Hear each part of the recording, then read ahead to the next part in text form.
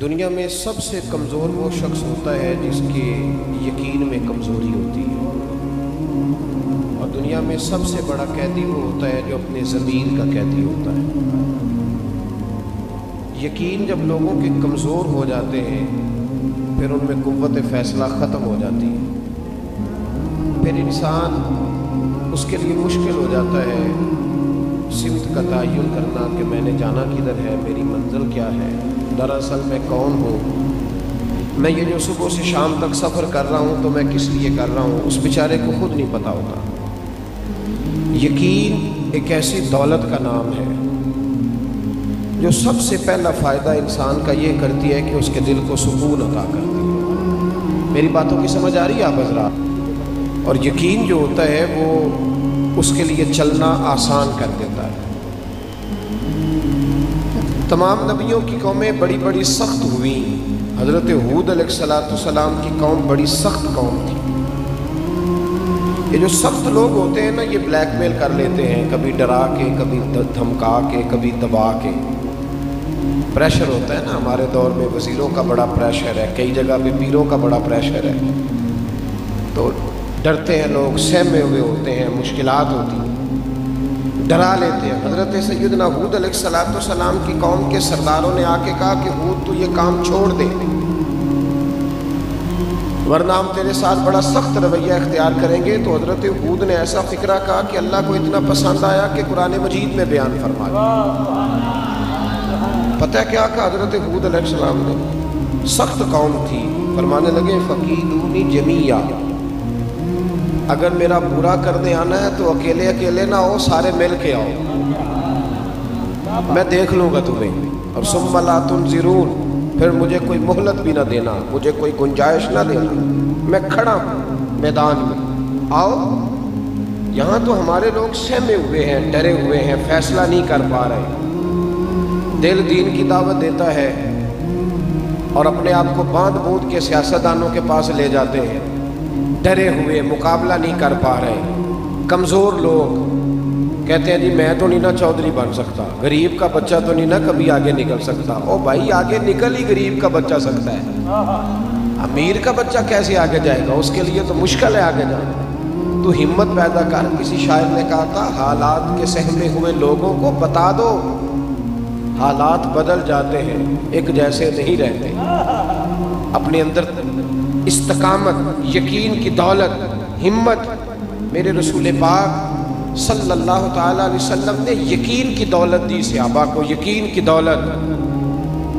خود محبوب پاک صلی اللہ تعالیٰ علیہ وسلم کو جب بھی کسی نے دیکھا، حضور کو یقین کے مینارے پر پورا، معیار پر پورا اترتے ہوئے دیکھا۔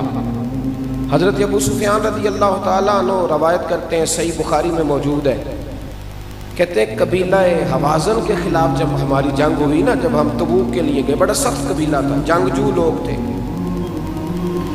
ان کا لڑائی کرنے کا اسٹائل یہ تھا کہ یہ اپنے تیر اندازوں کو مختلف پہاڑوں کے چوٹیوں پہ بٹھاتے تھے، اور پھر کہتے تھے کہ ایک تیر انداز تیر مارے گا، باقی توجہ کریں گے کہ اس نے تیر کہاں مارا ہے، وہ چھپ کے بیٹھے۔ تو وہ تیر انداز کہتا تھا میں دشمن کو سامنے سے ماروں گا، پھر تم نے دیکھنا میرا تیر کدھر جا رہا ہے، تمہیں بندہ نظر آئے یا نہ نظر آئے، وہ جہاں میں تیر ماروں گا تم نے بھی مار دینا ہے۔ نبی ابو سفیان کہتے جب ہم ان سے لڑنے گئے تو ایک ایک صحابی کو 40 تیر آ کے لگتے تھے، سمجھ نہیں آتی تھی کہاں سے لگ رہے ہیں۔ توجہ ہے میری بات پر؟ یہاں تو سر درد ہو تو لوگ کہتے ہیں پتہ نہیں مجھ سے کیا گناہ ہو گیا ہے، یہاں تو 2 مہینے ٹائیفائڈ بخار نہ اترے تو لوگ کہتے ہیں پتہ نہیں کیا مسئلہ ہے جی۔ وہ خدا کے بندے تھوڑا حوصلہ کر، ٹھہرنا سیکھ۔ زندگی بڑے بڑے امتحان آتے ہیں، اس میں تھوڑا حوصلہ کرے۔ بس بکھرے بکھرے سے طبیعتیں، ٹوٹے ٹوٹے سے لوگ، بے چین گفتگو، پتہ نہیں کیا ہونے لگا ہے، روتے تڑپتے سسکتے آہیں بھرتے، ہر چوتھا آدمی دنیاوی دکھ پہ رونے لگ گیا ہے۔ سنیں اور یاد رکھیں، 40 تیر اکٹھے آ رہے تھے۔ کہتے ہیں صحابہ کرام نہ پیچھے ہٹنے لگے، خیال یہ بنا ہمارا کہ پیچھے ہٹ کے نہ تو نئی صف بندی کرتے ہیں، نئی ترتیب سے مقابلہ کرتے ہیں، ہمیں تو امید ہی نہیں تھی یہ اس طرح لڑیں گے، پیچھے ہٹتے ہیں، نئی صف بندی کرتے ہیں۔ تو جناب ابو سفیان کہتے ہیں میں حضور کے پاس تھا، میں نے نبی پاک علیہ السلام کو آگے بڑھتے دیکھا تو میں نے دوڑ کے جا کے نا حضور کے گھوڑے کی لگام پکڑ لی. میں نے کہا حضور ذرا ٹھہر جائیں, 2 منٹ کے لیے پیچھے آئے, نئی صف بندی کر کے پھر آگے چلتے ہیں. کہتے محبوب نے میرا ہاتھ جھٹکا اور فرمایا انا النبی لا کاذب, انا ابن عبد المطلب لا کاذب. فرمایا میں پیچھے نہیں ہٹوں گا, اس لیے کہ میں نبی ہوں, بات یہ بھی سچی ہے, اور میں عبد المطلب کا پوتا ہوں, بات یہ بھی سچی ہے. پیچھے نہیں ہٹنا, آگے بڑھنا ہے, آگے بڑھنا ہے. اٹھ باندھ کمر کیا ڈرتا ہے, پھر دیکھ خدا کیا کرتا ہے. ہمارے نوجوان سوچ رہے ہیں, سہمے ہوئے ہیں, یہ سیاستدان کچھ نہیں کرتے دیتے, فلانا چودھری کو. تو کھڑا تو ہو نا بھائی. اللہ کا وعدہ ہے ان الذین قالوا ربنا اللہ ثم استقاموا تتنزل علیہم الملائکہ. اللہ فرماتے ہیں تو کہہ میرا رب ہے, پھر تو ڈٹ جا, میں تیری مدد کے لیے فرشتے بھی نازل کر دوں. مزاج نہیں ہے ہمارا. آپ یقین کریں ہماری زبان تھک گئی ہے جھوٹی تعریفیں کر کر, کلیجہ منہ کو آتا ہے. اب ہمارا دل نہیں کرتا. بہت سارے ایسے لوگ ہیں جن کے بارے میں کوئی جملہ کہنے کو, لیکن کیوں نہیں اپنی ضمیر کی آواز پر ہم لبیک کہتے ہیں؟ کیوں ہم ڈرے ہوئے ہیں, کس بات سے سہمے ہوئے ہیں؟ بس کر دیں. نبی پاک علیہ السلام نے یقین کی دولت دی, کھڑا ہونا سیکھیں. دیکھیں نا حضرت سلمان فارسی رضی اللہ تعالیٰ عنہ فرماتے ہیں ہم خندق کھود رہے تھے. نوجوان میری بات پہ توجہ کریں. یہ کہتے ہیں ابا پہلے مجھے دے 6 کروڑ پھر کاروبار شروع کروں گا. تو صفر سے شروع کر. اقبال کہتے ہیں اپنی دنیا آپ پیدا کر اگر زندوں میں ہے. اگر تو زندہ ہے تو اپنی دنیا, جو سہارا لے کے چلتے ہیں وہ کمزور ہوتے ہیں. اپنی دنیا آپ پیدا کر اگر زندوں میں ہے. سر آدم ہے, ضمیر منفقہ ہے زندگی. یہاں تو لوگ سہارے ڈھونڈتے ہیں. یقین کی دولت پیدا کرے, ہمت پیدا کرے. حضرت سلمان فارسی رضی اللہ تعالیٰ عنہ فرماتے ہیں ہم خندق کھود رہے تھے تو چٹان سخت آ گئی, ہم سے ٹوٹتی نہیں تھی, سخت چٹان آ گئی. اب تو نادت مزاجی بڑی ہے نا جی, پیر صاحب کوئی کام نہیں کرتے, بلکہ پیروں کے بچوں کی تو اتنی تباہی اتر گئی ہے بیچارے پانی کا گلاس نہیں پی سکتے. تھوڑا سا وقت آگے گزر گیا تو مشین سے انہیں پانی پلانا پڑے گا. ڈھونڈتے پھرتے ہیں کوئی بندہ مل جائے تو پانی کا گلاس لا دیں. یہ ناکامی ہے. یہ سیٹھوں کے بچے, نوابوں کے بچے, امیروں کے بچے, یہ لوگ جائیدادیں بناتے ہیں, بچے نہیں بناتے. اگر بچوں کی تربیت کر دی جائے تو جائیدادیں بڑی بن جاتی ہیں. ہم بچوں کو سہولیات دے کے انہیں تباہ کر دیتے ہیں. نبی رحمت صلی اللہ علیہ وسلم کی بارگاہ میں عرض کی یا رسول اللہ چٹان نہیں ٹوٹتی. تو چاہیے تھا نا کہا جاتا رکانہ پہلوان کو بلا لو, وہ بھی کلمہ پڑھ گیا ہے. کہنا چاہیے تھا نا کہ علی المرتضیٰ میں بڑا زور بازو ہے, ان سے کہا جائے وہ توڑ دیں گے, وہ تو خیبر کا دروازہ توڑنے کی قوت رکھتے. لیکن یہ نہیں کہا. نبی پاک علیہ السلام کے صحابہ نے عرض کی حضور چٹان نہیں ٹوٹتی. اور حضور کے دست مبارک کے بارے میں قاضی ایاز علیہ رحمہ نے لکھا ہے کہ وہ برف سے زیادہ ٹھنڈا تھا, کستوری سے زیادہ خوشبو آتی تھی, اور فرماتے ہاتھ رکھتے تھے تو لگتا میلا ہو گیا ہے. اتنے نازک ہاتھ. جب کہنا نہیں ٹوٹتی تو محبوب نے فرمایا پیچھے ہٹ جاؤ, میں تمہیں توڑ کے دیتا ہوں. فاضل بریلوی رحمۃ اللہ علیہ کا شعر دیکھیں کتنا کمال ہے. فرماتے ہیں جس کو بارے دو عالم کی پرواہ نہیں, دونوں عالم کا وزن بھی پڑ جائے تو حضور کے ہاتھوں کو پرواہ نہیں ہے. جس کو بارے دو عالم کی پرواہ نہیں, اس کے بازو کی قوت پہ لاکھوں سلام. حضور نے کدال پکڑی, ادھر دیکھنا میری طرف, کدال پکڑی, ہتھوڑا پکڑا, اوزار پکڑا. فرماتے ہیں صحابہ کے غربت کا یہ حال تھا کہ ہم نے پیٹ پہ پتھر باندھے ہوئے تھے, کئی دنوں کی روٹی نہیں کھائی. مکے والے حملہ کر رہے ہیں, ہم دفاعی محاذ پر جنگ لڑ رہے ہیں. اور جب نبی پاک صلی اللہ تعالی علیہ وسلم نے پہلی ضرب لگائی نا چٹان کو, پہلی ضرب سرکار نے, توجہ ہے میری بات پر, ابھی مکہ فتح نہیں ہوا, ابھی مدینے میں دفاعی جنگ ہو رہی ہے, لیکن پہلی ضرب لگائی تو حضور کا حوصلہ دیکھیے. فرمایا اوتیت مفاتح الشام, فرمایا لو بھائی اللہ نے ملک شام کی کنجیاں مجھے عطا کر دی. ضرب لگ رہی ہے, ضرب. ہم بچوں کو کمزور حوصلہ دیتے ہیں, 12,000 مہینے کا کما لے پھر تو کامیاب ہے. او خدا کے بندے اسے بڑی بات سکھا, بڑی بڑی باتیں اسے سکھا, تاکہ یہ دنیا کے اندر انقلاب برپا کرنے کے قابل ہو. ایک ضرب لگائی تو فرمایا لو بھائی شام کی کنجیاں آ گئی. دوسری ضرب لگائی تو فرمایا لو اللہ ایران بھی تمہیں دے دے گا. تیسری ضرب لگائی تو فرمایا اللہ یمن بھی مسلمانوں کو عطا کر دے گا۔ حضرت سلمان فارسی فرماتے ہیں کہ صحابہ باہر کھڑے نعرے لگانے لگے، تو کسی شخص نے پوچھا کیوں نعرے لگا رہے ہو؟ کہنے لگے اللہ نے تینوں ملک ہمیں عطا فرما دیے۔ انہوں نے کہا یار ابھی تو تم مکہ فتح نہیں کر سکے، کہاں یمن، کہاں فارس، کہاں جناب ایران، کیا باتیں کرتے ہو روم فتح کرنے کی۔ حضرت سلمان فارسی فرماتے ہیں کہ حضور کا وصال ظاہری ہو گیا، جناب ابو بکر کا وصال ہو گیا، لیکن ہماری امید نہیں ٹوٹی۔ بس حضرت عمر نے پھر نعرہ تکبیر لگایا تو تینوں ملک فتح ہو گئے، تو ہمارا یقین مضبوط ہو گیا۔ مسلمانوں میں دیکھیں نا کمزوری ایمان کا یہ حال ہے، کمزوری ایمان کا، توجہ ہے میری بات پر؟ حکومت اگر اعلان کر دینا کہ سارے درخواستیں جمع کراؤ تمہیں نوکریاں مل رہی ہیں، تو سیٹیں ہوتی ہیں 400 اور درخواست ہوتی ہے 4 لاکھ، اب ملنی کتنی ہے جی؟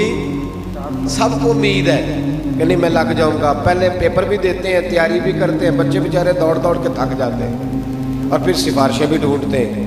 میرے نبی پاک صلی اللہ علیہ وسلم نے فرمایا تو رات کو سورت واقعہ پڑھ، تو رات کو سورت واقعہ پڑھ، تیرے نبی کا وعدہ ہے تیرے گھر میں فاقہ نہیں آئے گا۔ بتاؤ آ سکتا ہے؟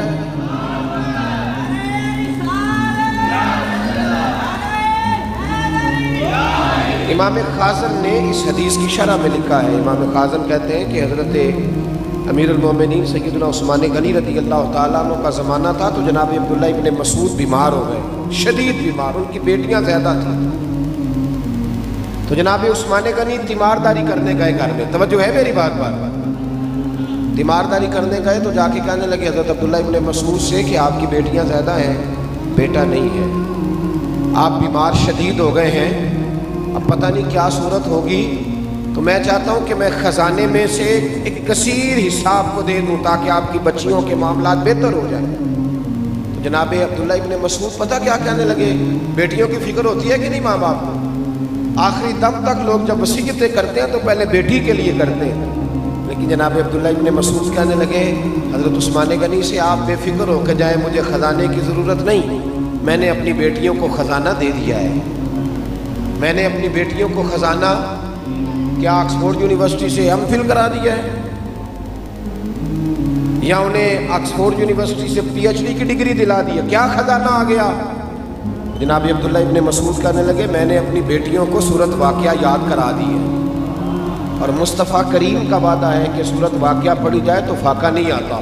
فرمایا بے فکر ہو کے جائیں، سورج اپنی جگہ چھوڑ سکتا ہے، چاند ٹوٹ سکتا ہے، پر میری بیٹیوں کو فاقہ نہیں آ سکتا۔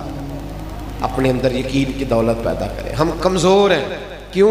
یقین بڑا کمزور ہے، طبیعتوں کے اندر بے قراری ہے، بے سکونی ہے، سہمے سہمے لوگ۔ اب تو ایک بیماری بڑی تیزی سے پھیل گئی ہے، وہ بیماری ہے ڈپریشن کی، ٹینشن کی، سارا کچھ ہونے کے باوجود لوگ پریشان ہیں، اس لیے یقین کی دولت ہی نہیں ہے، ایمان کی طاقت ہی نہیں ہے۔ حضرت ابو سلمہ رضی اللہ تعالی عنہ کی زوجہ حضرت ام سلمہ رضی اللہ تعالیٰ عنہ کہتی ہے میرے شوہر جب بھی مسجد سے کوئی چیز سن کے آتے تو مجھے آ کے سناتے۔ میری باتوں کی سمجھ تو آ رہی ہے نا آپ حضرات کو؟ رضوی صاحب نے میری بہت تگڑی تعریف کر دی، میں پریشان ہو گیا تھا جب یہ تعریف کر رہے تھے۔ میں نے کہا کہ بھائی دیکھیں نا، کبھی آدمی غلط فہمی کا بھی تو شکار ہو جاتا ہے نا، تو میں نے کہا ایسا نہ بن جائے کسی جگہ میں بھی غلط فہمی کا شکار ہو جاؤں، پھر مسئلہ خراب ہو جائے، لیکن چونکہ یہ ان کی طبع میں نفاست ہے، اللہ تعالیٰ انہیں جزا دے، تو میں وہ بات ان کی سہ گیا، ورنہ میں نقیب حضرات سے کوشش کرتا ہوں، میں کہتا ہوں میرے قد کے مطابق کی بات کرو جتنا میں ہوں، اس سے اونچی نہ کرو۔ دیکھیں سنیں، یاد رکھیں میرے بھائی، حضرت ام سلمہ رضی اللہ تعالیٰ عنہ کہتی ہیں میرے شوہر جو بھی بات مسجد سے سنتے نا مجھے آ کے سناتے۔ آپ بھی سناتے ہیں گھر جا کے؟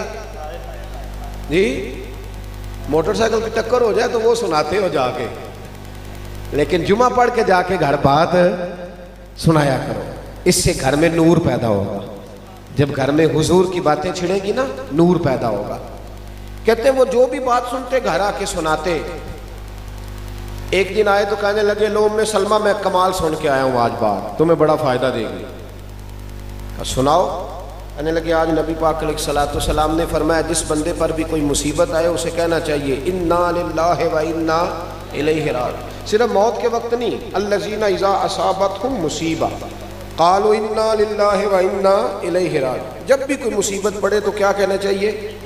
یاد ہو جائے گا، لائٹ کے جانے پہ بھی پڑھا کرو، یہ بھی ایک مصیبت ہے، بڑے کام رک جاتے ہیں۔ نبی پاک صلی اللہ تعالیٰ علیہ وسلم نے فرمایا کہ یہ پڑھو جب بھی کوئی مصیبت آئے، فرمایا جو تمہارا نقصان ہوا ہوگا نا اللہ تمہیں اس سے بہتر چیز عطا کر دے گا۔ کیسی نفع والی بات ارشاد فرمائی، جو تمہاری چیز گئی ہوگی اللہ بہتر نعم البدل دے دے گا۔ جناب ام سلمہ کہتی میں نے وظیفہ پکا لیا، مدینے میں مشہور تھا کہ جتنا اچھا شوہر میرا ہے کسی بی بی کا نہیں۔ فرماتی ہیں جب بھی کوئی مصیبت آتی میں یہ پڑھ لیتی، فرماتی ہیں لوگوں دیکھو میرا کیا حال ہوا، مجھ پر ایک مصیبت وہ آئی جس کا میں نے کبھی تصور بھی نہیں کیا تھا، میرے شوہر ہی انتقال کر گئے۔ میں نے پھر پڑھا انا للہ و انا الیہ راجعون، کہتی ہے میں نے پڑھ تو میں نے لیا، حضور کی بات پر یقین بھی کامل تھا، لیکن پھر میں سوچنے لگی کہ نہ میرا عمر کا وہ حصہ ہے، نہ میں خوبصورت ہوں، اس عمر میں کون مجھ سے نکاح کرے گا؟ اور سرکار نے فرمایا اللہ تمہیں بہتر چیز دے گا۔ ام سلمہ کہتی ہیں ادھر یقین بھی تھا، توجہ ہے نا میری بات پر، یقین بھی تھا اور پریشان بھی تھی کہ اب عمر نہیں اور پھر ابو سلمہ سے اچھا شوہر کیسے ملے گا۔ فرماتی ہیں میں اپنے مقدر پہ رشک کرنے لگی جب خود نبی پاک نے مجھے پیغام بھیجا کہ میں تیرے ساتھ نکاح کرنا چاہتا ہوں، حضور نے مجھے پیغام بھیج دیا۔ فرماتی ہیں میری آنکھوں میں آنسو آئے اور میں نے اپنے دل پہ نظر ڈالی، میں نے کہا ام سلمہ اپنا ایمان مضبوط رکھنا، مصطفیٰ کی باتوں پر، نبی پاک کی باتوں پر یقین کامل رکھنا۔ تو کہتی تھی ابو سلمہ سے اچھا شوہر نہیں مل سکتا، اللہ نے تجھے ساری کائنات سے اچھا شوہر عطا کر دیا۔ یقین کی جو دولت ہوتی ہے نا، یقین کی، یہ انسان کو مضبوط کر دیتی ہے، بندہ پہاڑ بن جاتا ہے۔ ہمارے اندر نا کمزوری یہ آئی ہے، سارا کچھ سنا کے ادھر دیکھیں میری طرف، ایک بندہ مست ہے، نعت سن رہا ہے، مست ہے، پوری مست ہو کے اس نے نعت خواہ کی نعت سنی۔ میرے جیسے آدمی نے پوچھا یار آج تو بڑا کلام آیا، کہتے کلام تو چنگا پڑھیا پر روپیہ بھی 20,000 لیا ہے، تو میں کہ ہوں تو 20,000 والی گل بھول کیوں نہیں جانا؟ چھوڑ دے یار، تو اس کو چھوڑ دے کسی اور طرف تو۔ اچھا جی ہوں 50,000 لاکھ دی گل ہے، اچھا میرے معلومات ناقص ہے اس حوالے سے، کہندے ہوں نہیں 50,000 دی گل، ہوں تو کم دور نکل گیا ہے۔ اللہ تعالیٰ ہمیں سمجھنے کی توفیق عطا فرمائے، اللہ فضل کرے ہمارے حال۔ تو یاد رکھیں یقین کامل پیدا کریں، مضبوطی اپنے ایمان۔ اعلیٰ حضرت فاضل بریلوی رحمۃ اللہ علیہ حج کے لیے گئے، اب تو خیر حج بھی لائیو آتے ہیں نا جی، موج بن گئی ہے، اور پھر نیچے لکھا ہوتا ہے جب میں 5ویں حج پہ گیا اس وقت کی تصویر، ہاں جی اب تو لائیو آتا ہے سارا کچھ۔ اعلیٰ حضرت حج کرنے گئے تو حج پر جب آپ پہنچے نا تو کشتیوں کا سفر ہوتا تھا، بحری جہاز کا، بڑا مشکل ہوتا تھا حج۔ ہمارا تو حاجی ابھی بھی اے سی خراب ہو بس کا تو ناراض ہو جاتا ہے، وہاں کہنا تو پیسے نہیں لائے، یہ کیوں نہیں چلتا پیا اے سی میں۔ تو اعلیٰ حضرت فاضل بریلوی حج کے لیے جانے لگے تو بحری جہاز ہوتا تھا بہت بڑا، تو کئی دفعہ ہوائیں تیز چلتی تھی تو جانا ادھر ہوتا تھا تو حج ادھر، وہ جہاز ادھر چل پڑتا تھا۔ بڑے مشکل لوگ حج کے لیے جاتے تھے، وصیتیں لکھ کے جاتے تھے، کفن ساتھ رکھے ہوتے تھے کہ پتہ نہیں کیا بنے۔ فاضل بریلوی حج کے لیے گئے تو رستے میں نا طوفان آ گیا، تیز طوفان۔ اب کشتی ہچکولے کھانے لگی، کبھی ادھر جاتی ہے کبھی ادھر جاتی ہے۔ لوگ اعلیٰ حضرت کے پاس آئے، کہنے لگے مولانا دعا فرمائیں۔ آپ فرمانے لگے تم فکر نہ کرو، یہ جہاز ڈوبے گا نہیں، یہ منزل تک جائے گا۔ وہ کہنے لگے کرامت نہ سنائیں، دعا کرا دے۔ فرمانے لگے کرامت نہیں سنا رہا، بیٹھ جاؤ جا کے، یہ منزل تک جائے گا۔ ہم دعا کے لیے کہہ رہے ہیں، مولانا دعا ہی نہیں کرا رہے، کرامت سنا رہے ہیں۔ اب جب یہ نظر آتا ہے نا ہچکولے کھاتی کوئی چیز تو کلمہ بھی ذرا جلدی جاری ہو جاتا ہے، ورنہ تو کلمہ صرف قول شریف پہ جاری ہوتا ہے۔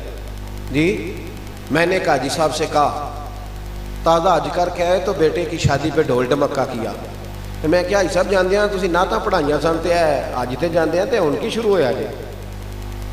تو تھوڑا سا انہوں نے سخت رویہ اختیار کیا تو میں بھی سخت ہو گیا۔ میں نے کہا اگر شادی کے موقع پہ آپ نے بینڈ باجا بجایا ہے نا تو جب آپ کے گھر میں کوئی فوت ہو تو وعدہ کرے اس وقت بھی یہی بجائیں گے، کول پہ بھی پھر یہی بجانا۔ کیا رب رسول سے تمہارا رشتہ صرف دکھوں کا ہے، سکھوں کا نہیں؟ جب اللہ تمہارے گھر، اور میں تو کہا کرتا ہوں تیرے دیندار ہونے کا پتہ ہی تب چلے گا جب تیرے بیٹے کی شادی ہوگی۔ کول شریف پہ تو سارے نیک ہوتے ہیں، سارے وضو کر کے شمارے پڑھنے آ جاتے، جب آیا کل کا وقت تو پھر قرآن پاک کھول لیا، تسبیح نکال لی، اور جب بیٹے کی شادی ہوئی پھر کیا مطلب ہوا؟ آج بھی کیتی جاندے ہو تے لہو بھی پیتی جاندے ہو، کھو کے مال یتیماں دا تے بھیج مسیتی جاندے ہو، پھٹ دلاں دے سیندے نہیں تے ٹوپیاں سیتی جاندے ہو، نفس تے چھری پھیر دے نہیں تے دمبے کیتی جاندے ہو، فرض پلائی بیٹھے ہو تے نفلاں نیتی جاندے ہو، اور دسو تے سی بلے شانو ایک ہی کیتی جاندے ہو۔ یہ کیا انداز تکلم ہو میرے بھائی، یاد رکھ۔ اچھا وہ جب ہچکولے کھانے لگا نا تو سب لا الہ الا اللہ لا الہ الا اللہ، اعلیٰ حضرت کی بارگاہ میں آئے، کہنے لگے مولانا دعا کرا دے۔ فرمایا تمہیں کہا ہے نا کچھ دیر کا طوفان ہے ٹل جائے گا۔ تھوڑی دیر گزری تو واقعی ٹل گیا، طوفان واقعی ٹل گیا۔ اب وہ سارے آہستہ آہستہ شرمندہ ہونے لگے کہ بابا تو کوئی صاحب کرامت ہی ہے، جیسے کہا تھا ویسے ہو۔ اب شرمندگی آہستہ آہستہ آہستہ آہستہ چند گھنٹے گزرے تو قدموں میں آنے لگے، کہنے لگے بابا جی ایک بات تو بتائیں، آپ کو کیسے پتا تھا طوفان ٹل جائے گا؟ تو میری طرح کا پیر ہوتا تو کہتا تو ان پہلا نہیں سی دس چھڑیا میں، میرے کو کرامت ہے۔ لیکن اعلیٰ حضرت پتہ کیا فرمانے لگے یہ میری کرامت نہیں، یہ میرا یقین کامل ہے۔ کہا حضور کیا مطلب؟ فرمانے لگے میرے نبی پاک نے سواری پر بیٹھنے کی دعا بتائی ہے، جب میں بیٹھا تھا تو میں نے دعا پڑھ لی تھی، حضور نے فرمایا پڑھ لیا کرو حادثہ نہیں ہوگا، تو چونکہ میں پڑھ چکا تھا اب چاند تو ٹوٹ سکتا ہے، ستارے تو جھڑ سکتے ہیں، پر حادثہ نہیں ہو سکتا، اس لیے کہ میں وہ دعا پڑھ کے بیٹھا۔ صاحب یاد رکھیں یہ جو کمزوری یہ ایمان ہے نا، اس کو دور کریں، استقامت کی دولت پیدا کریں۔ ہمارا سکون بھی مسجد میں، ہمارا اطمینان بھی نبی پاک کے قدموں میں۔ ایک بات مجھے سنانے کو کہا گیا، اب وہ بعض اوقات ایسے ہوتا ہے کہ باتیں دوستوں نے سنی، ذرا آنکھوں میں پڑتی ہیں، دوستوں نے سنی ہوتی ہے تو وہ کہہ دیتے ہیں۔ ایک بات میں عرض کر، حالانکہ یہ عنوان نہیں، بہرحال پھر بھی میں عرض کر دیتا ہوں، ایک بات میری یاد رکھنی ہے، آپ بہت سارے لوگ ماشاءاللہ تشریف لائے ہوئے ہیں، بہت سارے لوگ، اگر آپ لوگوں نے عشاء کی نماز نہیں نہ پڑھی تو پڑھ کے سوئیے گا، اور اگر آپ نے فجر بھی نہ پڑھی تو جو محفل نہیں نہ کراتے وہ ہمیں تانا دیں گے کہ تم بڑے عجیب لوگ ہو، تم نماز پڑھتے نہیں ہو اور محفلیں کراتے ہو۔ عشاء کی نماز پڑھ کے سوئیں، اور کم از کم صبح کی حد تک ایک دن تو ایسا ملے کہ آپ جس سے بولیں میٹھا ہی بولیں، تو تاکہ وہ بھی اگلی دفعہ محفل نعت پہ آ کے کہے نہیں یار یہ بندہ راتی محفل سن کے ہے ساری دیہڑی تو صحیح لگی ہے نا، تو مہربانی کریں اپنی طبیعت یہاں سے کچھ لے کے جائیں، بڑا خرچہ کیا گیا، بڑا کچھ کیا گیا، تھوڑا بدلنے کی کوشش کریں۔ حضرت ابن جوزی علیہ رحمہ نے لکھا ہے، ایک بزرگ کہتے ہیں کہ مجھے نا مزدور کی ضرورت تھی تو میں چلا گیا بغداد میں، چوک میں مزدور بیٹھے ہوتے تھے، مزدور بیچارے آج بھی چوکوں میں بیٹھے ہوئے، مزدور آج بھی، ہمیں کوئی ان کی یہ جس آدمی کے پاس کار آ جاتی ہے نا وہ ریڑھی والے کا مذاق اڑانے لگ جاتا ہے۔ میں ابھی آ رہا تھا، ایک ریڑھی والا اس نے سکریپ ریڑھی پہ رکھا ہوا تھا، تو میں نے بچوں سے کہا کہ اس کی طرف دیکھو، ادھر دیکھنا میری طرف۔ ابھی اس بیچارے کے سارا چہرہ بھی گریس سے سیاہی سے بھرا ہوا تھا، ہاتھ بھی پیر بھی۔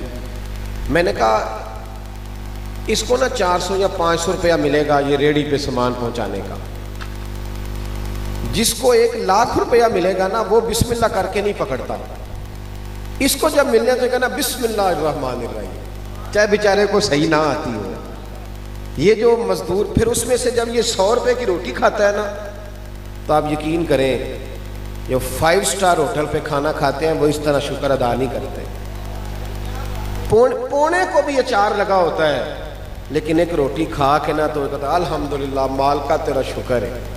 تو میں کہتا ہوں یہ مستی ہے، اس کو چڑھی ہوئی ہے، اور یہ اصلی شکر ادا کرتا ہے، دکھانے والا شکر نہیں، پیران لی رٹی رٹائی دعا نہیں، اللہ کار سلامت رہے تے موجاں لگی رہن تے برکتاں، پکی کیسٹ نہیں چلی ہوئی، بلکہ وہ یہ درد ہے، اصل یہ کیف ہے، اس کو سمجھیں۔ مزدور جو پیسہ لے کے آتا ہے نا گھر میں، اسے پتہ ہوتا ہے میں بڑی محنت سے لایا ہوں۔ بابا جی کہتے ہیں میں مزدور لینے گیا تو مزدور بغداد کے چوک میں کونے پہ بیٹھے ہوئے تھے۔ ایک مزدور پہ میں نے نظر ڈالی تو وہ نوجوان تھا، چہرے پہ اس کے مجھے نورانیت نظر آئی، تو میں نے کہا بیٹے مزدوری کرو گے؟ اس نے کہا جی مزدوروں میں بیٹھا ہوں تو مزدوری کرنی ہے۔ میری بات کی سمجھ آ رہی ہے آپ حضرات کو؟ کہا جناب کروں گا۔ تو مزدور کہنے لگا جی میری 2-3 شرطیں ہیں۔ میں نے کہا کہ شرطیں تو مالکوں کی ہوتی ہیں۔ کہنے لگا جی میری بہرحال ہے۔ میں نے کہا کرو۔ کہنے لگا جی پہلی شرط یہ ہے کہ لوگ 3 دینار مزدوری 4 دینار لیتے ہیں، میں 3 دینار لوں گا۔ کہتا ہے میں ہنس پڑا۔ میں نے کہا یار باقی بھی اس طرح کی رکھ لے ساری۔ کہنے لگا دوسری شرط یہ ہے کہ جب تک اذان نہیں ہوگی میں آپ کی بات سنوں گا، جب اذان ہو جائے گی تو آپ کی نہیں سنوں گا، اپنے رب کریم کی سنوں گا۔ اور تیسری بات اس نے کہا آپ کے گھر میں مزدوری کروں گا، آپ کے کسی سوال کا جواب نہیں دوں گا۔ ان شرائط پہ میں اسے لے آیا۔ کہتے ہیں جو کام مزدور سارے دن میں کرتا ہے اس نے 2 گھنٹے میں ہی کر دیا۔ مزدور بھی تو سگریٹ پینے پہ آدھا گھنٹہ لگا دیتے ہیں نا، چائے کے کپ پہ 25 منٹ، روٹی کھانے پہ 1.25 گھنٹہ۔ تو مزدور کو بھی چاہیے جو طے کرے اس پہ پورا اترے۔ کہتے ہیں اس نے 2 گھنٹے میں کام کر دیا۔ اب کام شروع کرایا تھا تو کچھ کام اور بھی نکل آئے، میں نے اسے کام بتائے، وہ کرنے لگ گیا۔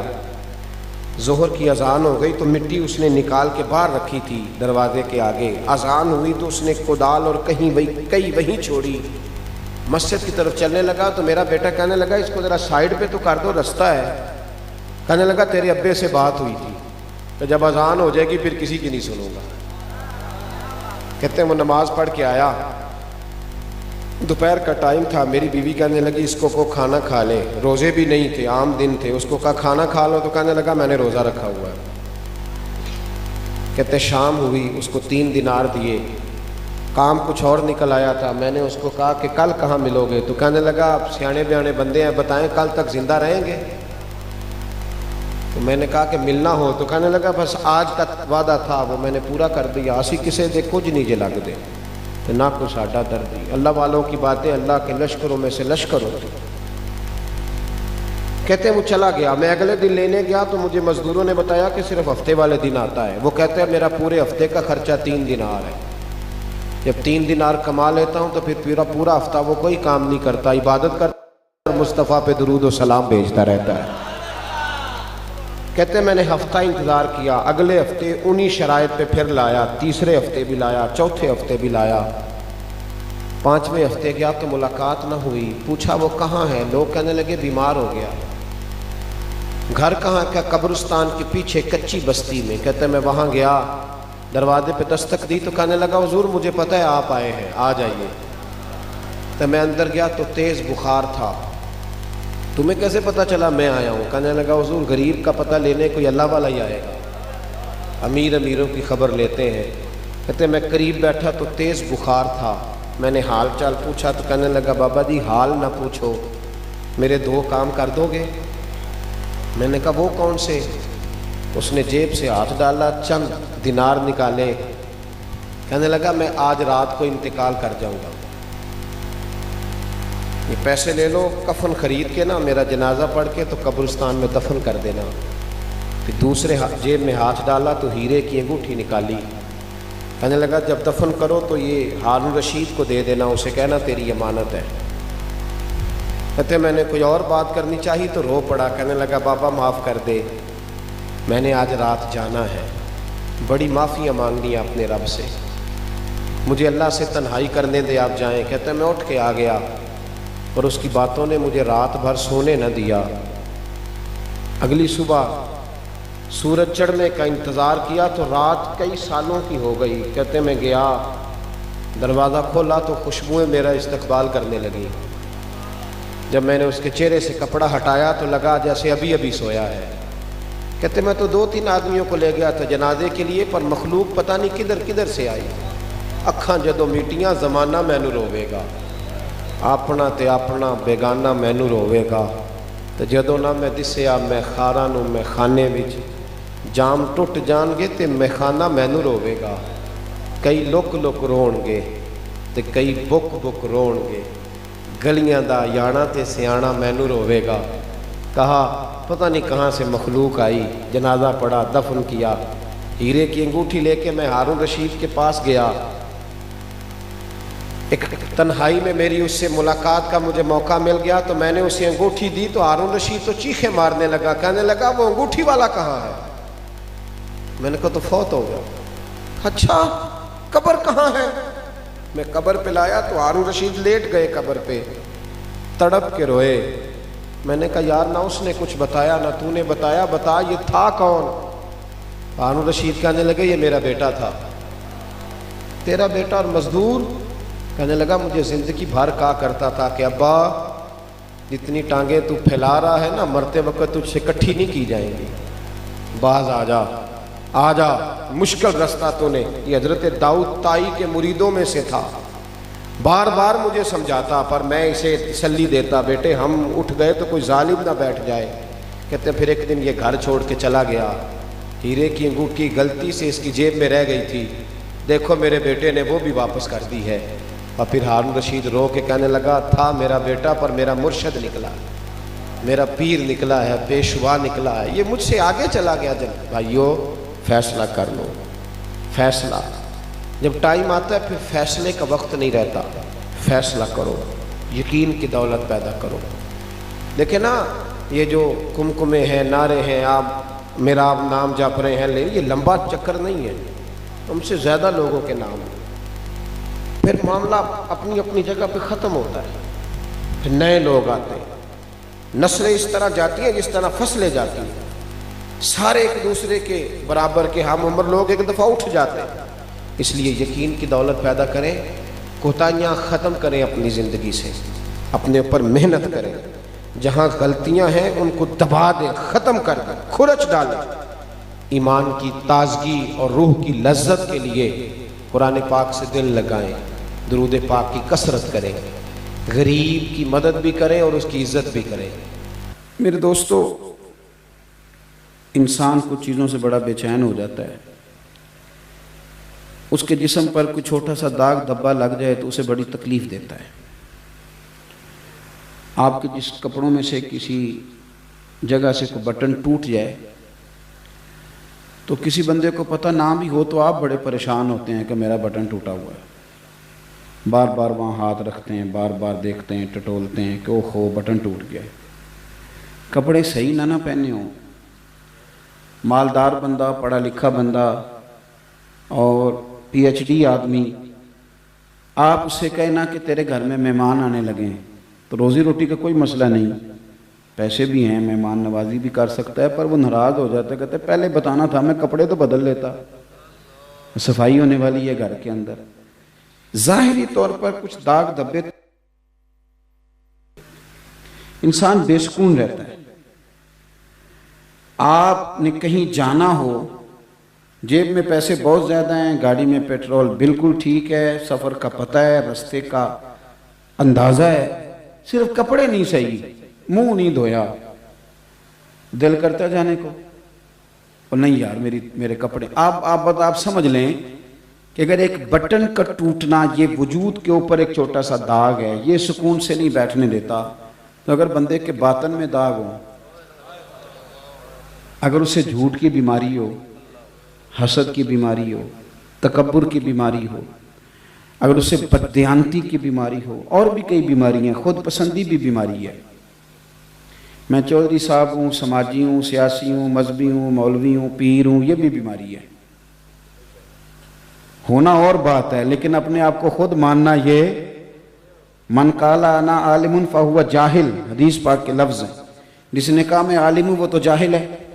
उसने कहा क्यों? वो है तो बात अपनी जगह ठीक है।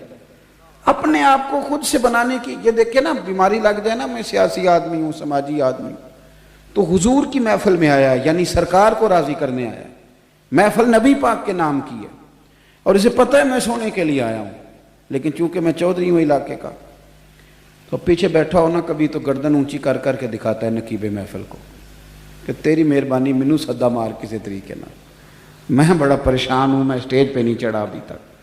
ये चीज़ें आपको दुखी करती हैं, तकलीफ में मुब्तला करती हैं। अगर मैंने कहा कि जाहिर पे कोई धब्बा हो तो वो बड़ा बेसुकून करता है, तो बातन पे हो तो कितनी तकलीफ देगा। मेरे रब करीम ने मेरे नबी पाक की शान बयान की, اور کہا کما ارسلنا فیکم رسولا منکم یتلو علیکم آیاتنا، تمہیں میں نے وہ رسول دیے ہیں تمہیں میں سے جو تم پر میری آیتیں پڑھیں گے، وَيُزَكِّيكُمْ، اور میرے نبی تمہیں پاک فرما دیں گے۔ یہ جو تمہارے اندر داغ دھبے ہیں، جو تمہیں پریشان کرتے ہیں، جو تمہیں تکلیف دیتے ہیں، یہ تمہارے جو باطن کے روگ ہیں، یہ جو اندر کی کہانیاں ہیں، یہ ساری ختم کر دیں گے میرے رسول۔ نبی پاک صلی اللہ تعالیٰ علیہ وسلم نے نا لوگوں کے اس مرض کا علاج کیا جو بندے کو سکون میں مبتلا کر دیتا ہے، جو اس بیماری کو نکال دیا جو بے چین کرتی ہے، سکون کی طرف سرکار نے سفر کرایا۔ دیکھو نبی پاک صلی اللہ تعالیٰ علیہ وآلہ وسلم نے لوگوں کے اندر بڑا حسد ہوتا تھا، برادری ازم کا بڑا شور تھا، بڑے مسئلے تھے، اونچ نیچ، میں چھوٹا بڑا، ان ساری چیزوں کو میلاد والے محبوب نے ختم کیا۔ اور نبی پاک صلی اللہ علیہ وسلم نے فرمایا نہ کوئی گورا نہ کوئی کالا، نہ کوئی چودھری نہ کوئی کمی، نہ کوئی بڑا نہ کوئی چھوٹا۔ حضور کسی کی کوئی شان ہے بھی؟ فرمایا ہے ان اکرمکم عند اللہ اتقاکم، جو تم میں رب سے زیادہ ڈرے گا اللہ کی نظر میں اس کی زیادہ عزت ہو جائے گی۔ نبی پاک صلی اللہ علیہ وسلم نے یہ روگ ختم کر دیا، یہ مصیبت ختم کر دی۔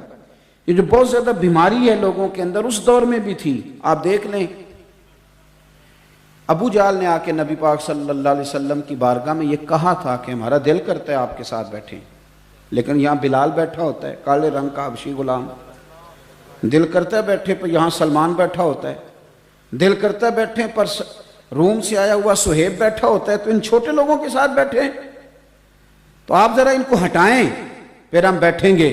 تو میرے کریم رسول نے فرمایا تم نے نہیں بیٹھنا تو نہ بیٹھو، بلال ادھر ہی بیٹھے گا، سہیب ادھر ہی بیٹھیں گے، عمار بن یاسر یہیں بیٹھیں گے۔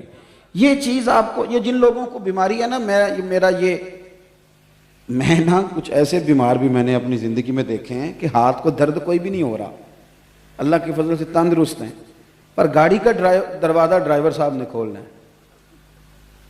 یعنی یہ بیماری ہے، یہ نقص ہے، اس کو دور کرنا چاہیے۔ یعنی ان کو ابھی تک وہ پریشان ہیں کہ میں گاڑی کا مالک ہوں کہ نہیں، ابھی ٹینشن ہے۔ یعنی کوئی دروازہ کھولے تو پتہ چل جائے کہ یہ دروازہ کھولنے والا میرا ملازم ہے، اور یہ بیماری ہے، اس کو دور کرنا چاہیے۔ جو اللہ کے بندے ان کا یہ رویہ، میں ایک یونیورسٹی میں چلا گیا لیکچر کے لیے، مجھے بلا لیا گیا، تو ایک طالب علم کہنے لگا ایک سوال بڑا پریشان کرتا ہے، میں کرتا اس لیے نہیں کہ کوئی مجھے بے ادبی نہ کہہ دے۔ تو میں نے کہا کہ میں چونکہ چھوٹا مولوی ہوں تو میں انشاءاللہ ہو سکتا ہے تیرا مسئلہ حل کر دوں، اور اگر مجھے نہ پتہ ہوا تو میں تحقیق کر کے بتا دوں گا۔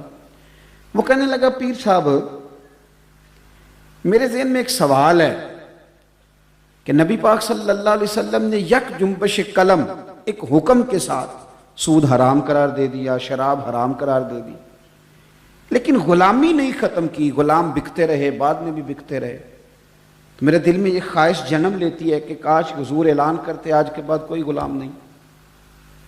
یہ سوالات اٹھتے ہیں نا، اور یہ جو ہمارے لبرل لوگ ہیں نا بیچارے، جو تنخواہ لیتے ہیں، کچھ اینکر پچھلی حکومت سے تنخواہ لیتے تھے، کچھ اس سے لیتے ہیں، اور کچھ تنخواہ لے رہے ہیں کہ اگر تم آ گئے تو پھر ہمارا کیا بناؤ گے، اس وعدے پہ کچھ کام کرتے ہیں۔ تو یہ بیچارے یہ بڑے کمزور سے لوگ ہیں، یہ کسی کے اشاروں پر بات کرنے والے، کلام کرنے والے۔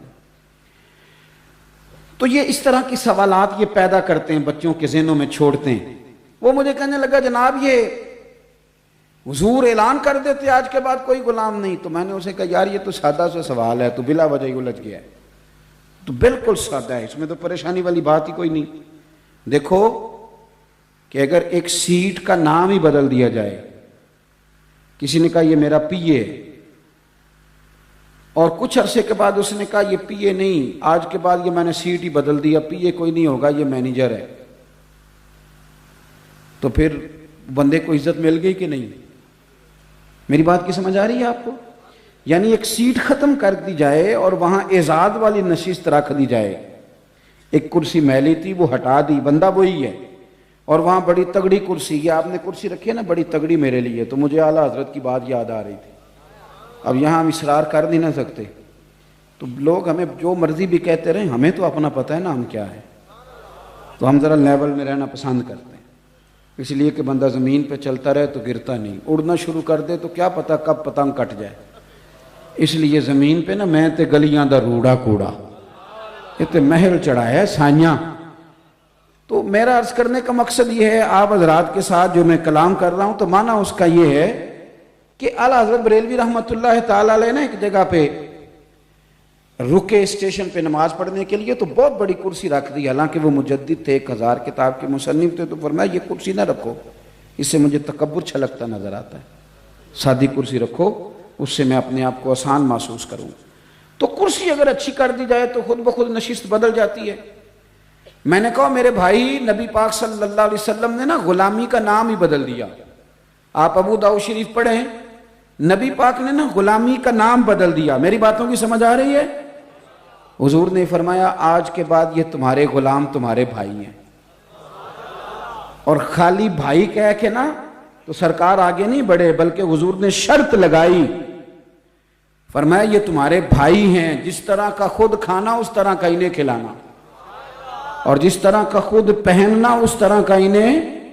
میں مشکل بات کر رہا ہوں، مجھے پتہ ہے نہیں پہنایا جاتا۔ آج جو بڑے دعوے کرتے ہیں نا سوشل لائف کے، اور بڑے بڑے سیمیناروں میں جا کے لیکچر دیتے ہیں انسانی حقوق پر، وہ بھی یہ کام نہیں کر سکتے۔ لیکن میرے نبی پاک صلی اللہ علیہ وسلم نے فرمایا تمہارے غلام تمہارے بھائی ہیں، جو خود کھانا وہ انہیں کھلانا ہے، جو خود پہننا ہے وہ انہیں پہنانا ہے۔ اور حضور فرمانے لگے ان کی طاقت سے زیادہ انہیں کام نہ بتانا، اور اگر کبھی بتا بیٹھو تو پھر کام میں ان کی مدد بھی کرنا۔ اور میں آپ کو حوالہ دکھاؤں گا سیرت کی کتابوں میں سے۔ او سنو یارو، ہم نے نا سرکار کا میلاد منایا ہے، کبھی یہ مزہ بھی لے کے دیکھو۔ ہاں کبھی یہ ذائقہ، یہ جو کام حضور نے کیے ہیں کبھی کر کے دیکھو۔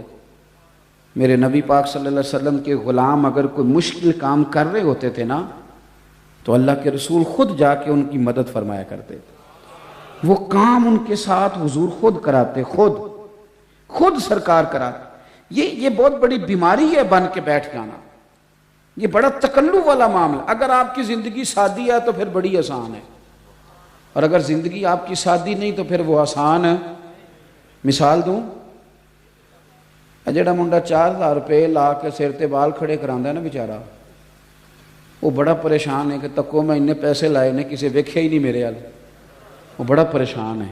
اور جو بابا جی بیچارے سیدھے سویرے گئے تھے نا چارہ کاٹنے، اور شام کو آئے تو منہ دھویا، انہیں کوئی ٹینشن نہیں کہ کوئی فوٹو بنائے چاہے نہ بنائے، کوئی دیکھ اسی کسے دے کچھ بھی نہیں لگ دے، نہ کوئی ساڈا دردی، سادہ زندگی آسان۔ میرے رسول پاک صلی اللہ علیہ وسلم نے یہ جو ہمارے تکلفات تھے، ہماری پریشانیاں بلا وجہ کی آزمائشیں ساری حضور نے دور کر دی۔ نبی پاک صلی اللہ علیہ وسلم نے وَيُزَكِّيكُمْ کی شان کے ساتھ ہمارے باطن کے سہرے میل کچیل کھرچ دیے، زندگی آسان ہو گئی۔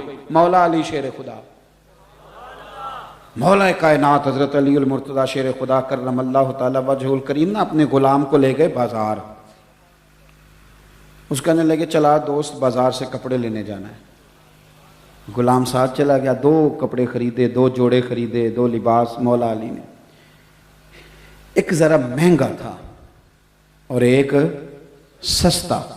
ہم بھی 2 قسم کے کپڑے خریدتے ہیں، دکاندار سے کہتے ہیں پہننے والے دکھا، وہ دکھاتا ہے، پھر کہتے ہیں ذرا دینے دلانے والے بھی دکھا۔ وہ کون سے ہوتے ہیں جی؟ جو پہننے والے نہیں ہوتے، کیونکہ پہننے والا تو ہم نے پہلے لے لیا، اب کیا کر دینے دلانے والا۔ میں سمجھ لیں میری طبیعت میں خشکی ہے، اب کچھ باتیں کر دیتا ہوں اور تکلیف سے کرتا ہوں۔ ایک دوست ایک دن مدرسے کے بچوں کے لیے کپڑے لے کے آئے، اتنے سارے، اور گرمیوں میں موٹے جوڑے لے کے آ گئے، یہ طالب علموں کو کپڑے دینے۔ میں کہتے 2 سوٹ تو سوانا پہنا، پھر منڈیاں بھی پانے۔ کیا آپ نے لوارا سمجھا ہوا ان بچوں کو؟ دوڑ جاؤ، تمہیں پتہ ہے یہ دنیا کی واحد قوم ہے جو پہلے دن دین کی تعلیم حاصل کرنے کے لیے گھر سے نکلتی ہے، تو میرے نبی پاک نے فرمایا فرشتے ان کے پیروں کے نیچے پر بچھا دیتے ہیں۔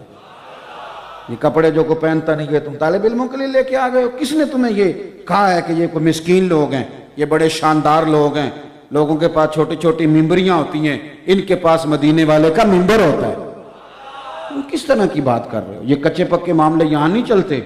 ہاں اور نہ ہم ان طبیعتوں کے قائل ہیں. سانو تخت ہزارے دی لوڑ کی ہے.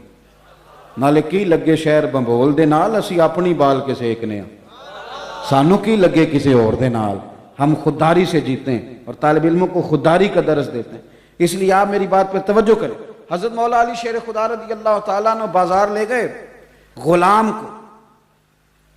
2 جوڑے لیے, ایک ذرا مہنگا تھا ایک سستا تھا. غلام کہتا ہے ڈیفینیٹ تھا کہ جو سستا ہے وہ میرا اور مہنگا آقا کا, لیکن تھیلا ایک ہی تھا. میں نے کپڑے اٹھائے, وہ چوک آ گیا جہاں سے مولا کائنات نے اپنے حجرہ نور میں جانا تھا اور میں نے اپنے گھر آنا تھا. تو حضرت علی فرمانے لگے پتر وہ میرا جوڑا مجھے دے دے.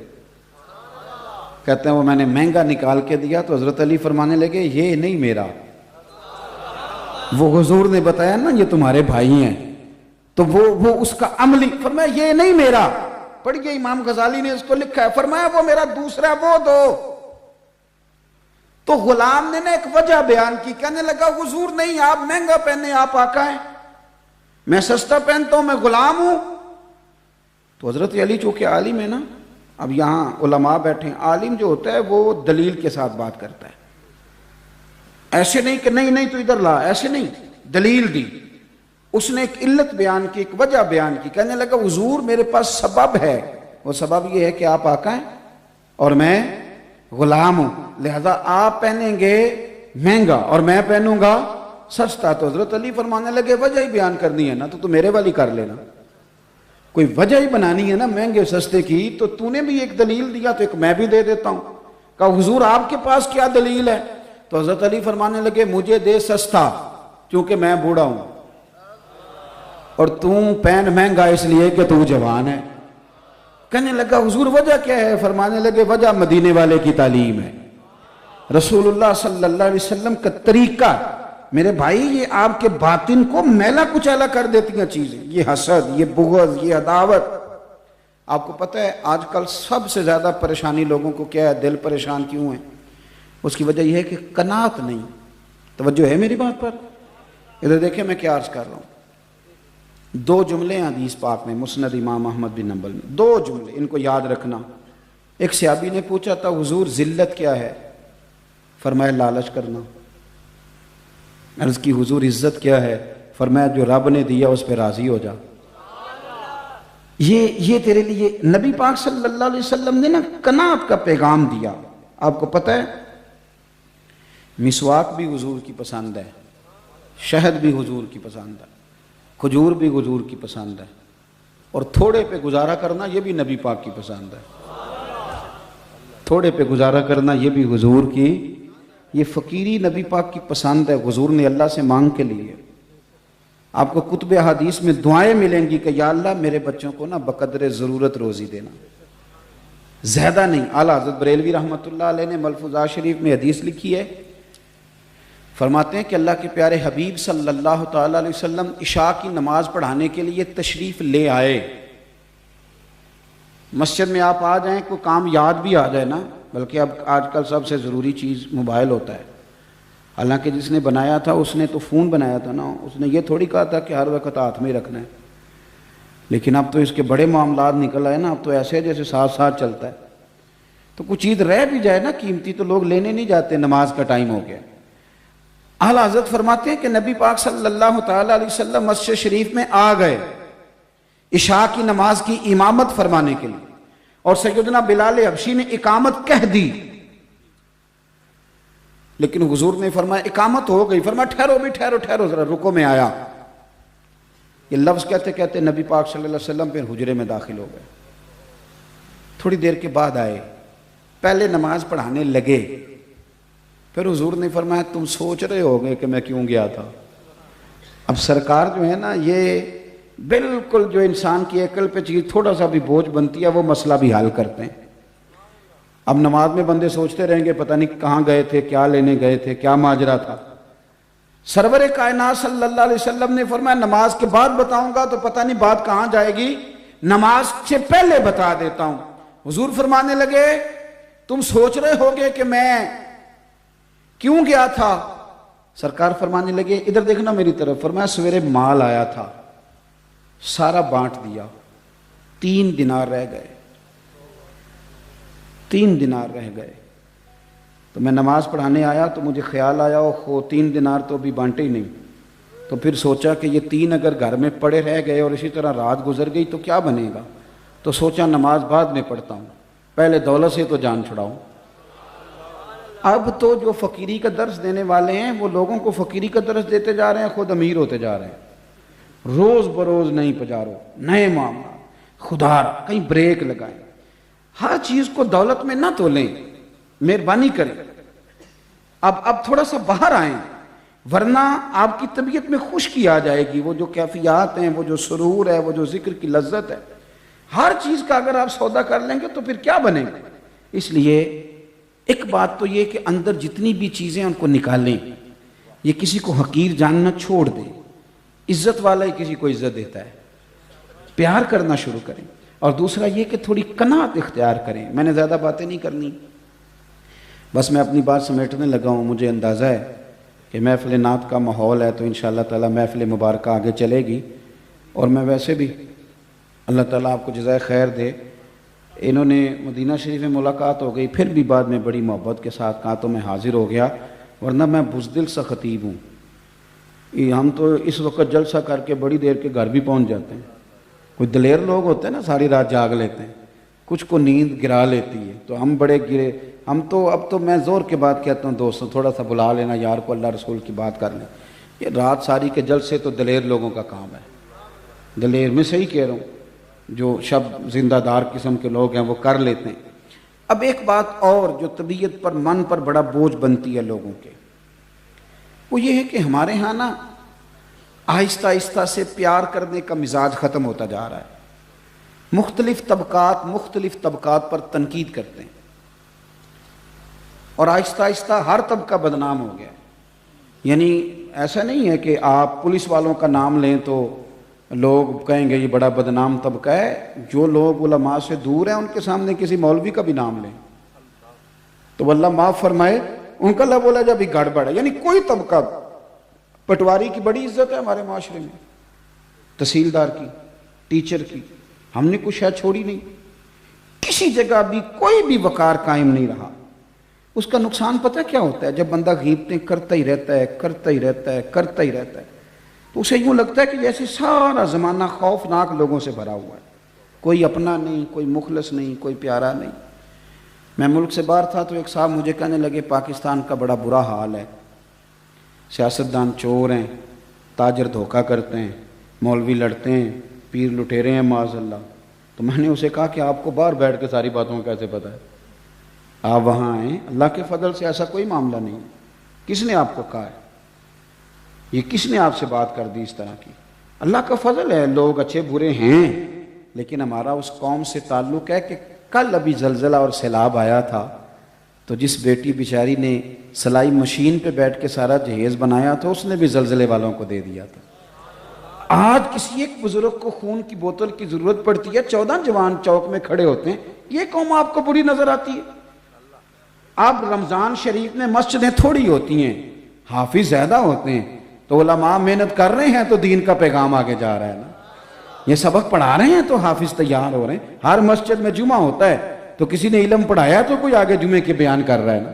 کس طرح کی آپ بات کرتے ہیں؟ یہ کمزوریاں ہم نے پیدا کی۔ میں اللہ کے فضل سے تنہائی میں بھی نعت خوانوں کی مخالفت نہیں کرتا، میں کسی وائس کی مخالفت نہیں کرتا۔ اس کی وجہ یہ ہے کہ میں ایک بندہ ہوں، میں یہاں تقریر کر رہا ہوں، لیکن محفل تو اس وقت میرپور میں بھی ہو رہی ہوگی، گجرات میں بھی ہو رہی ہوگی، لاہور میں بھی ہو رہی ہوگی، تو جب میری اوقات اللہ نے اتنی بنائی ہے کہ میں صرف یہاں بات کر سکتا ہوں تو پھر مجھے چاہیے نا جو لاہور ذکر رسول کر رہا ہے میں اس کو بھی مان ہی جاؤں۔ یہ تھوڑا نکلیں آپ ان چیزوں سے، آپ تھوڑا سا زندگی کو مثبت بنائیں۔ میرے رسول پاک صلی اللہ علیہ وسلم نا لوگوں کو عزت دیتے، لوگوں سے پیار کرتے، ہر طبقات کے لیے حضور نے عظمت بیان کی، ہر طبقے کے لیے عالم کے فضائل بیان کیے، حافظ کے فضائل بیان کیے، حاجی کے فضائل بیان کیے۔ نبی پاک صلی اللہ علیہ وسلم کی نعت پڑھنے والے کو میرے نبی نے چادر عطا فرمائی۔ میرے رسول پاک نے قاضی کے فضائل بیان کیے، عدل کرنے والے بادشاہ کے فضائل بیان کیے، جو بیٹی پالے اس کے فضائل بیان کیے۔ رسول کائنات صلی اللہ تعالیٰ علیہ وسلم نے فرمایا رستے سے روڑا ہٹانے والے کو بھی میرا رب جنت عطا فرما دے گا۔ رسول پاک صلی اللہ علیہ وسلم نے محنت کر کے، مزدوری کر کے، کوشش کر کے پیسہ کمانے والے کو اللہ کا دوست کہا۔ حضور نے تاجر کے بارے میں کہا، تاجر کے بارے میں ترمذی کی حدیث ہے، فرمایا تو سچ بول کے تجارت کرنا، اللہ سچے تاجر کو قیامت کے دن نبیوں کے ساتھ جگہ عطا فرمائے گا۔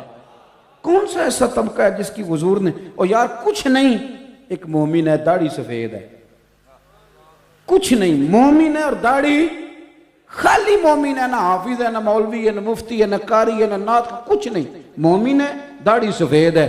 میرے نبی پاک نے فرمایا یہ میرا مومن سفید داڑھی لے کے جب قبر میں جائے گا ترا فرشتوں سے فرمائے گا اسے عذاب نہ دینا، میرے نبی کی سنت وہ بھی سفید رنگ کی، مجھے حیات دیا اسے عذاب دیتے ہوئے۔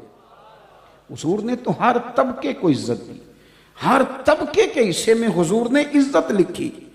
عورتوں نے آ کے عرض کیا تھا یا رسول اللہ صلی اللہ علیہ وسلم، مرد ساری فضیلتیں لے گئے، قاضی بھی مرد بنے، مجاہد بھی مرد بنے، غازی بھی مرد بنے، ہم تو پیچھے رہ گئیں۔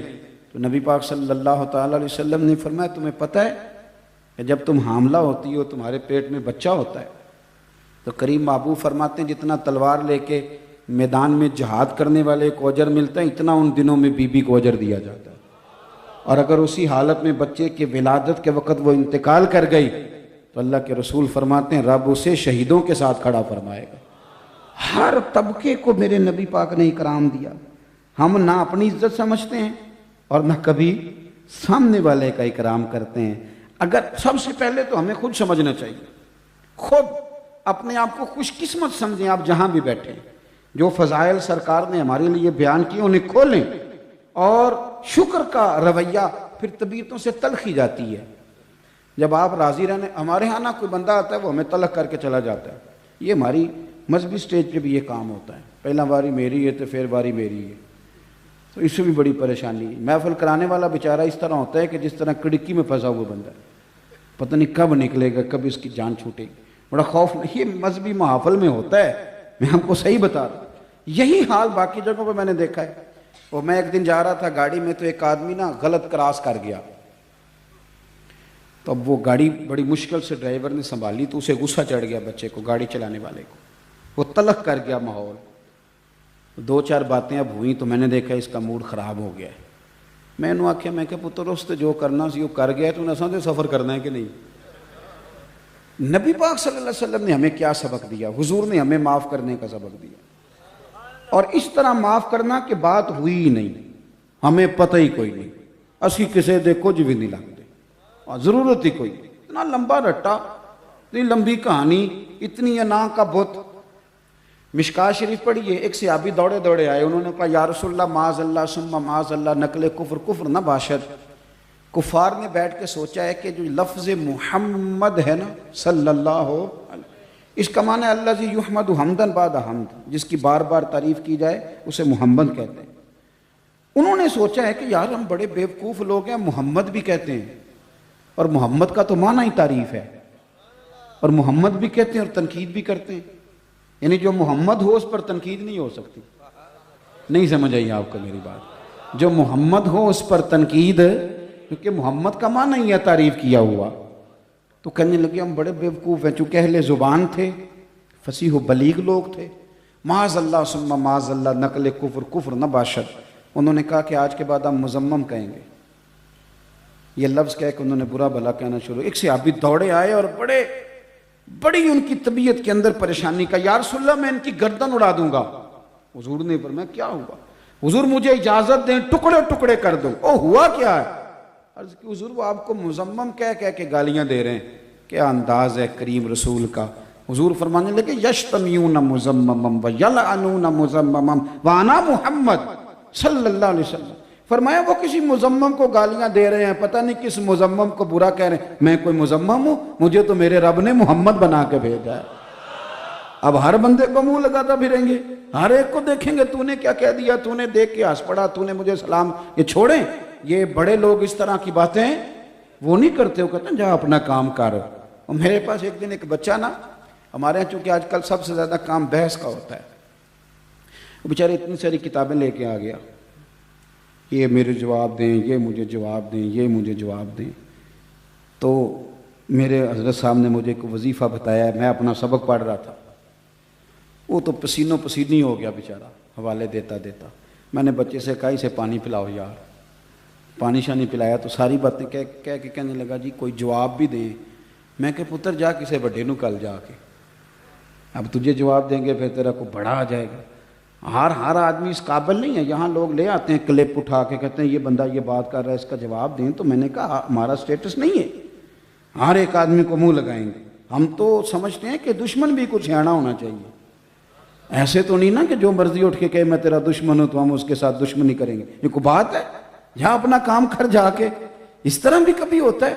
حضرت عمر بن عبدالعزیز رحمۃ اللہ علیہ گلی سے گزر رہے تھے, لکڑی کے جوتے پہنے ہوئے تھے. ایک بابا جی گلی میں سو رہے, وقت کا بادشاہ گزر رہا, تو آپ کا پیر بابا جی کے پیر پہ آ گیا. تو یہ اچانک اس طرح کا معاملہ ہو تو ایک مثال ہے, ایک لفظ لوگ بولتے ہیں, کہتے ہیں اندھے ہو. یہی کہتے ہیں نا جی, ٹکر لگ جائے نا گاڑی کو تو پہلا لفظ پتہ کیا ہوتا ہے؟ اندھے ہو. جملہ استفہامیہ. تو جلدی سے بابا جی سوئے ہوئے تھے تو پورے اٹھے بھی نہیں, آنکھیں کھول کے دیکھا بھی نہیں کہ سامنے بادشاہ ہے. کھڑاؤں پہنے تھے لکڑی کے جوتے. کہنے لگے آپ اندھے ہیں؟ تو حضرت عمر بن عبدالعزیز مسکرا کے, آپ ہنس پڑے مسئلہ ہی سارا حل ہو جاتا ہے. مسکرا کے فرمانے لگے نہیں بابا جی مجھے نظر آتا ہے. اس چائے سے کیتلی اکثر زیادہ ہی گرم ہوتی ہے. تو وہ جو ساتھ تھے نا سپاہی, انہوں نے تلواریں نکال لی. کہنے لگے حضرت جی ہم اس کی گردن اڑائیں گے. آپ نے فرمایا تمہیں کیا ہوا؟ کہنے لگے اس نے آپ کو اندھا کہا. فرمانے لگے نہیں اس نے تو نہیں کہا. کہا ہے؟ میں نہیں کہا. حضرت جی کہا ہے. فرمایا بابا تم سے باتیں کر رہا تھا کہ مجھ سے کر رہا تھا؟ کہا حضور آپ سے کر رہا تھا. تو فرمانے لگے بیوقوفو, اس نے تو صرف ایک سوال پوچھا ہے. اس نے کہا کہ آپ اندھے تو نہیں. تو میں نے کہہ دیا نہیں مجھے نظر آتا ہے. اس میں جھگڑے والی کون سی بات ہے؟ اور میاں جتن تے ہر کوئی کھیڑے. یہ تے سارے بندے جتن نکلے دنیا تے, کوئی ہے جو ہار دے نکلا ہے؟ درویش کہتے ہیں جتن تے ہر کوئی کھیڑے. اوے تو ہارن کھیڑ فقیرہ, اوے جتن دا مل کوڈی پیندائی, ہارن دا مل ہیرا. تو اس لیے یہ بوجھ ہیں آپ کی طبیعت میں. یہ جو ہمارے گھروں میں بیویاں نکلی ہوئی ہیں جیتنے کے لیے, ساس نے بھی جیتنا ہے اور بہو نے بھی ہارنا. اس منڈے پہ جڑا وچکار ہے بیچارہ, انہیں ہار جانا بیچارے نے. آج بھی ہار گیا اور وہ کوئی کام نہیں بیچارہ کر پاتا. میں صحیح بتاتا ہوں, نہ بیچارہ دفتر میں دل لگتا ہے نہ کوئی ڈیوٹی. لڑائی جب گھر میں ہوگی, گھر میں جسے سکون نہیں تو یہ تھوڑا سا نا ان چیزوں سے نکلیں. یہ طبیعتوں کا بوجھ ہیں. میرے اللہ تعالیٰ نے فرمایا کہ میں نے تمہیں وہ نبی دیے ہیں یتلو علیکم آیاتنا ویزکیکم, میری آیتیں پڑھتے جائیں گے اور تمہارے دل صاف کرتے جائیں گے. اس میلاد شریف پہ سب سے ضروری کام یہ ہے کہ ہم نے اپنے دل صاف کرنے. مہربانی فرما اور ہر بندے سے صاف کریں. اجتنبوا کثیرا من الظن ان بعض الظن اثم, بدگمانیوں سے بچیں. اچھے چیزوں کا اچھا ترجمہ کریں. کوئی بات آپ کے سامنے ہو تو مثبت پہلو اس کا قبول کریں. آپ نے خیر کے نظریے کے ساتھ آگے بڑھنا ہے. میں تو اب چونکہ میں بڑا سخت مخالف ہوں یہ جو تقریروں کی بندر بانٹ ہوتی ہے, نعتیں بکتی بکاتی ہیں, میں بڑا, آپ کو پتہ ہے میں بڑی تنقید کرتا ہوں. لیکن میرا ایک نظریہ اور بھی ہے. ایک نعت میں ایک دفعہ نعت پڑھ رہے تھے مرحوم اعظم چشتی کا کلام, تو مجھے بڑا مزہ آیا, بڑا سرور آیا. کوئی بندہ رو رہا ہو تو کئی دفعہ اسے دیکھ کے بھی بندہ رو ہی پڑتا ہے, اس کی کیفیت اثر. تو میرے بھی آنسو آ گئے. تو میں نے ساتھ والے سے کہا آج بڑا مزہ ہے. کہندہ انہیں 40,000 لے آج. تو میں نے کہا تو 10 منٹ ٹھہر جاتا ذرا, مجھے مزہ تو لے لینے دیتا. اور پھر میں مثبت پہلو, ہنسنے کے لیے نہیں, مثبت پہلو عرض کر رہا. میں نے اسے کہا یار پہلے دیتے ہو پھر کہانیاں سناتے ہو, یا تو دیا نہ کرو, یا پھر بعد میں کہانیاں نہ سن. یہ دینے والے بدنامی کرتے ہیں. بعد کیوں آپ ان چیزوں کا بازار لگاتے ہیں جو چیزیں انمول ہیں, اور کیوں بیچنے والے یہ بیچتے بکتے بکاتے ہیں, یہ کو بیچنے والی چیزیں. اور پھر میں نے کہا آج میری بات سنو, جتنا اس بندے نے مجھے مزہ دیا ہے نا اور حضور کی طرف میری توجہ کرائی ہے, 40 تھوڑا ہے, اسے 80 ملنا چاہیے. تو آپ چیزوں کا پلس پوائنٹ بھی تو لینا. ہر جگہ اگر آپ نقصی بیان کریں گے تو پھر تو آپ تھک جائیں گے. اور میں آپ کو بڑی ذمہ داری سے کہتا ہوں, بات ختم کرنے لگا ہوں, نبی پاک نے کم بولنا پسند کرتے تھے. پتہ ہے آپ کو, فرمایا جو چپ رہا نجات پا گیا. اب تو میں نے دیکھا ہے کہانیاں سنا کے نا بندے 3 موبائل رکھیں, کسی کو کوئی کہانی سنا رہے ہیں, کسی کو شام کو لگتا ہے یہ بندہ نارمل نہیں تھوڑا پاگل ہے, وہ گھر میں بھی کوئی کہانی سنا رہا ہوتا ہے. ایسا نہ کریں, ٹھہراؤ, تسلی، حسن، کم بولنا، یہ آپ کو وقار میں مبتلا کرے گا۔ اور اگر آپ بہت زیادہ بولیں گے، بہت زیادہ چپ رہ سیں تے موتی مل سن، ذکر کریں تے ہیرے تے جے پاگلا وانگو رولا پاویں۔ تو یہ ساری چیزیں میں نے وہ آپ کی خدمت میں عرض کی ہیں جو ہمارے باطن کو تکلیف دیتی ہیں۔ ما حاک فی صدرک، جو سینے میں کھٹکتا ہے اسے گناہ کہا جاتا ہے۔ اس لیے اگر سکون چاہتے ہیں تو حسد سے، بغض سے، عداوت سے، جھوٹ سے، غیبت سے، اور ویسے بھی بندوں کا حساب لینا ہمارے ذمہ نہیں، رب کریم کے ذمہ ہے، اللہ لے لے گا حساب جو بندہ غلط ہے۔ تبلیغ ہمارے ذمہ ضرور ہے، دین کا ابلاغ ضرور کریں لیکن طنز نہ کریں۔ اللہ آپ کو شاد و آباد فرمائے۔ آخر دعوانا ان الحمدللہ۔